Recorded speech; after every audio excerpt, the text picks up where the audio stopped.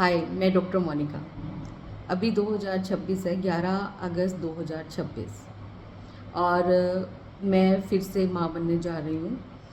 और अपनी डिलीवरी के कुछ घंटे पहले मुझे वो समय याद आ रहा है, 2016, जब यही फेज़ मैं जी रही थी। और 2016 में जब मैंने प्रेगनेंसी के दौरान प्रेगनेंसी, गर्भ संस्कार और बच्चे के डेवलपमेंट के बारे में, न्यूबॉर्न की केयर के बारे में मतलब बहुत रिसर्च की थी। और उस समय मुझे एक चीज़ महसूस हुई कि वो रिसर्च सारी जो भी मुझे अवेलेबल हुई, जो भी लिटरेचर, वो सारा का सारा ज़्यादातर विदेशी था। रिसर्च मिली, इंडियन रिसर्च जितनी भी थी वो सारी की सारी डिसीज़ या डेवलपमेंटल डिसऑर्डर पर ही फोकस थी।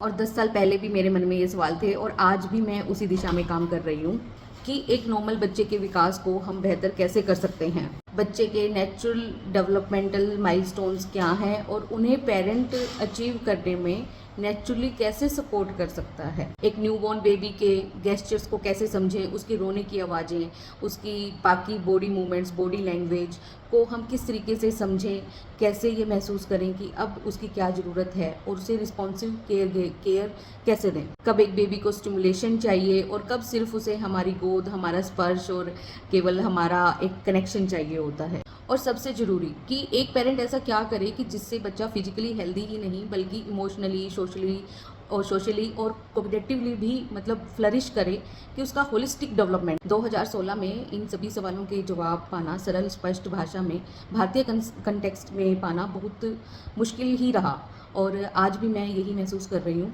लेकिन मैं चाहती हूँ कि जो विदेशों में रिसर्च है उसको भारतीय एनवायरनमेंट के साथ जोड़ के हम किस तरीके से काम कर सकते हैं, इस दिशा में हमें आगे बढ़ना चाहिए। और आज 2026 में जब मैं दोबारा वो रिसर्च और ये सब चीज़ें देख रही हूँ न्यूबॉर्न को केयर करने के लिए, तो इस दौरान मैंने एक एक्सपर्ट को, एक डॉक्टर को देखा, निकोलस ग्रिमाल्डी जिनका नाम है।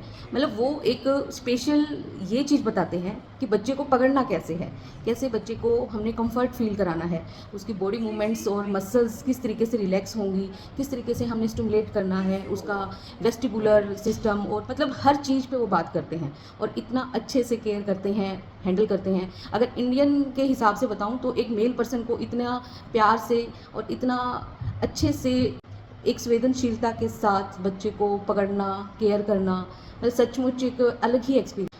मैं मतलब उनकी वीडियोस देख के इतनी ज़्यादा प्रभावित हूँ कि मेरा भी मन करता है कि मेरा भी न्यूबॉर्न बेबी जो आए एक बार मैं उनके पास लेके जाऊँ और वो देखें कि हाँ ये कैसे क्या चीज़ें कर रहा है, इसकी बॉडी लैंग्वेज क्या है, समझने की कोशिश करूँ कि बच्चे को किस तरीके से क्या केयर की जरूरत। और इन्हीं सभी सवालों के बीच में 2026 में भी ये तलाश अभी पूरी नहीं हुई है। मैं इसी में ही आगे अब काम कर रही हूँ, रिसर्च पढ़ रही हूँ और साथ में न्यूबॉर्न केयर के ऊपर भी